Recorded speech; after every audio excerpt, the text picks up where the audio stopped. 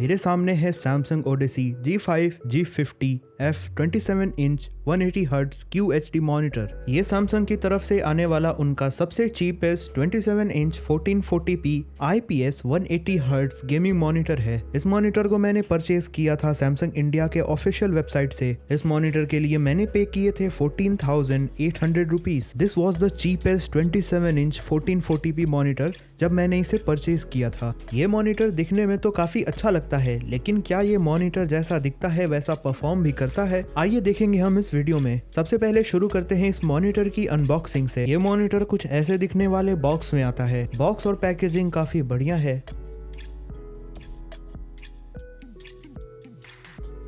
Monitor की packaging कुछ ऐसी है। मॉनिटर का टेप मैंने खोल दिया है और आप जैसे ही बॉक्स को खोलेंगे आपके सामने मॉनिटर की सारी एसेसरीज दिख जाएंगी। बॉक्स में सबसे पहले आपको मिलेगा मॉनिटर का स्टैंड, मॉनिटर का स्टैंड का बेस और साथ ही में मॉनिटर के सारे केबल एंड मॉनिटर का अडेप्टर। आप ऊपर के फोम को जैसे ही हटाओगे आपके सामने मॉनिटर दिख जाएगा। सबसे पहले ऊपर के सारे एसेसरीज हटा देते हैं और ये रहा Samsung Odyssey G5 1440p monitor. अब देख लेते हैं मॉनिटर के साथ साथ क्या क्या एसेसरीज आती हैं। सबसे पहले आपको मिल जाएगा HDMI 2.0 केबल। ये मॉनिटर HDMI 2.0 को सपोर्ट करता है। फिर आपको देखने को मिल जाएगा डिस्प्ले पोर्ट 1.4 केबल। इन केबल्स की क्वालिटी काफ़ी अच्छी है, आपको इनमें कोई कंप्लेन देखने को नहीं मिलेगी। फिर आपको देखने को मिलेगा इस मॉनिटर का पावर अडेप्टर। पावर अडेप्टर काफ़ी कॉम्पैक्ट है, इसमें भी आपको कोई कंप्लेन देखने को नहीं मिलेगी। ये पावर अडेप्टर में 2 पिन प्लग लगता है और Samsung उसका वायर आपको प्रोवाइड करता है।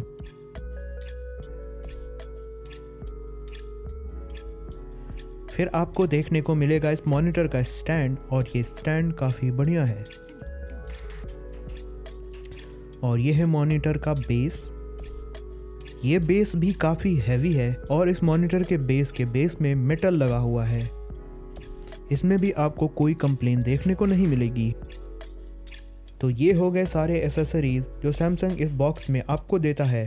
तो चलिए सबसे पहले इस मॉनिटर को इंस्टॉल कर लेते हैं। मॉनिटर को इंस्टॉल करने के लिए आपको मॉनिटर का स्टैंड मॉनिटर के बेस में लगाना होगा और मॉनिटर के बेस में दिए हुए स्क्रू को आपको हाथ से टाइट कर लेना है। इस मॉनिटर को इंस्टॉल करने के लिए आपको कोई भी टूल्स की ज़रूरत नहीं पड़ेगी। मॉनिटर का स्टैंड और बेस एक साथ टाइट करने के बाद वो बेस कुछ ऐसा दिखेगा। फिर आपको वो स्टैंड को लेना है और मॉनिटर के अंदर सिर्फ लगा देना है। ये स्टैंड मॉनिटर के साथ खुद ब खुद लॉक हो जाता है, आपको कोई भी स्क्रू ड्राइवर या नट की ज़रूरत नहीं पड़ने वाली।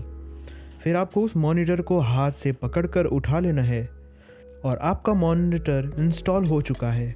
इस मॉनिटर को इंस्टॉल करना बहुत ही ईजी है। मैंने आज तक जितने भी मॉनिटर खरीदे हैं इस मॉनिटर का इंस्टॉलेशन उनमें से सबसे ईजी था। जितना ईजी आप इस मॉनिटर को इंस्टॉल कर सकते हो उतना ईजीली आप इस मॉनिटर को अनइंस्टॉल भी कर सकते हो। इंस्टॉलेशन हो जाने के बाद ये मॉनिटर कुछ ऐसा दिखता है। मॉनिटर बैक से कुछ ऐसा दिखता है और साइड से कुछ ऐसा।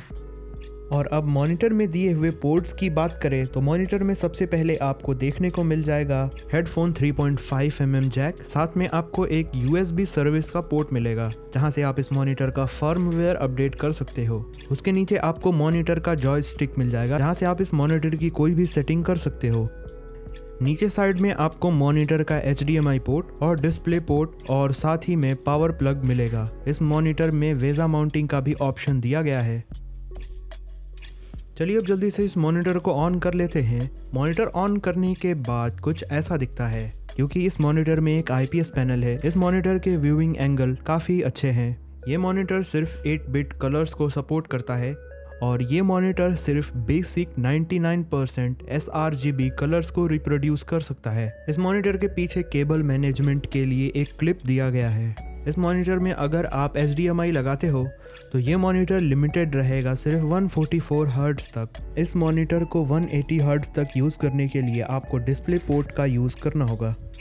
ये मॉनिटर HDMI 2.0 सपोर्ट करता है और डिस्प्ले पोर्ट 1.4 सपोर्ट करता है।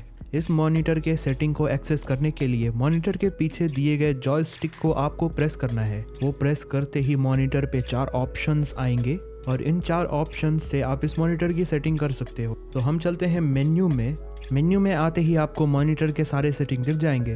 अगर आप इस मॉनिटर को प्रोडक्टिविटी प्लस गेमिंग के लिए यूज़ करते हो तो मैं रिकमेंड करूँगा कि आप मॉनिटर के पिक्चर मोड को ग्राफिक पे डालो, जिससे ये मॉनिटर अपने sRGB मोड में आ जाएगा।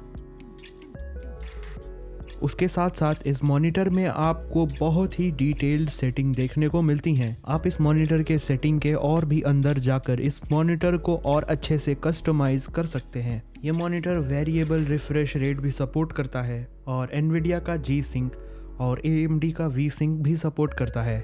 मॉनिटर का OSD UI काफ़ी इजी है और काफ़ी यूज़र फ्रेंडली है। आप इसमें कंफ्यूज नहीं होने वाले। और अगर आपने गलती से इस मॉनिटर की सेटिंग गड़बड़ कर दी है तो आप सर्विस ऑप्शन में आकर इस मॉनिटर को रीसेट कर सकते हैं। ओके, तो ये थे मॉनिटर के कुछ सेटिंग्स।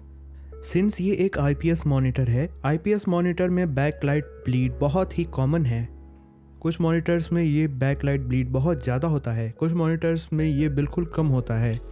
इस मॉनिटर में बैकलाइट ब्लीड काफ़ी नॉर्मल है और आप डे टू डे यूज़ में इस चीज़ को नोटिस नहीं करने वाले। मॉनिटर की इमेज क्लैरिटी भी काफ़ी शानदार है। I have no complain about it. Okay, तो अब बात कर लेते हैं क्या आपको ये मॉनिटर ख़रीदना चाहिए या नहीं। ऑल्दो ये एक काफ़ी बढ़िया मॉनिटर है, जिस प्राइस में मैंने इसे ख़रीदा था अभी इस मॉनिटर का प्राइस काफ़ी बढ़ गया है। क्या ये मॉनिटर फिर भी वर्थ इट है? My answer is no. ये मॉनिटर जिस प्राइस में इस समय मिल रहा है, इस टाइम ये मॉनिटर वर्थ इट नहीं है, क्योंकि इससे कम रेट में लेनोवो का लीजन 1440p 200 हर्ट्ज मॉनिटर मिल रहा है और उस मॉनिटर में आपको इससे भी बढ़िया फीचर मिलते हैं, जैसे कि HDMI 2.1, 200 हर्ट्ज का रिफ्रेश रेट, और उस मॉनिटर में आपको कलर्स भी इस मॉनिटर से अच्छे देखने को मिलेंगे। इस मॉनिटर में सैमसंग ने कई जगह कॉस्ट कटिंग की है, जैसे कि HDMI 2.1 का ना होना और सिर्फ sRGB तक ही लिमिटेड होना। इस मॉनिटर की बिल्ड क्वालिटी एक्सेप्शनल है और इस मॉनिटर के साथ जो स्टैंड आता है वो दिखने में काफ़ी मॉडर्न और स्लीक लगता है, which is a good thing. इस मॉनिटर का वीक पॉइंट है इस मॉनिटर में HDMI 2.1 का ना होना और इस मॉनिटर का display Lenovo Legion R27 QE Gen 2 इस मॉनिटर से एक अच्छा प्रोडक्ट है। और अगर आपको 1440p मॉनिटर परचेज करना है तो मैं कहूँगा आप Lenovo Legion की तरफ ही जाएं। लेकिन अगर आप सैमसंग के प्रोडक्ट्स प्रेफर करते हैं तो ये मॉनिटर ख़राब बिल्कुल भी नहीं है। अगर इस मॉनिटर को आप 15,000 रुपीज़ के अंडर में ख़रीदते हैं तो ये मॉनिटर भी एक अच्छी डील है। बाकी आज के लिए इतना ही। अगर आपको ये वीडियो पसंद आया तो इस वीडियो को लाइक करें, साथ ही साथ चैनल को सब्सक्राइब कर बेल आइकन को ऑल पे सेट कर दें।